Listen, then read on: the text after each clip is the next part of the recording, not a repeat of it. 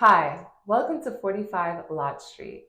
This is a 3-bed, 1-bath condo in the heart of Flatbush with washer and dryer hookups for $565,000. In New York City, you have the option of buying either co-op or a condo when it comes to purchasing an apartment. So what are the main differences between them? One of the main differences is the amount of a down payment you can put down. If you are buying in a co-op, they usually have a minimum down payment, whereas a condo doesn't typically have a minimum down payment requirement. But normally you can expect that co-ops have a down payment of about 20%, and condos usually will accept down payments of about 10%. However, there can be situations where a co-op asks for more than 20%, and there can be situations where a condo will accept less than 10%. So the main difference between co-ops and condos is the board.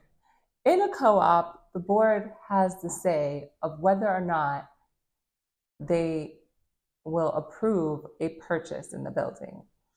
In a condo, the board only has the right of first refusal, which means that if the condominium association does not want a buyer to buy, or they want to purchase the apartment themselves, they have the right of first refusal, which means if they reject the buyer, they have to purchase it, or if they want to buy the unit themselves, they have the right to purchase it instead of letting the sale happen between an outside buyer.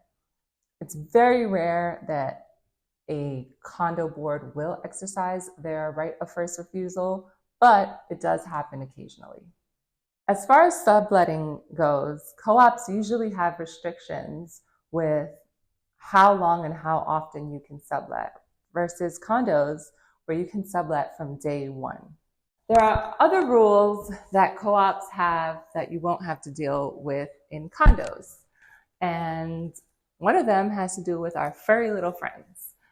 Usually co-ops may have pet restrictions, whereas in a condominium, you can have whatever type of pet you like.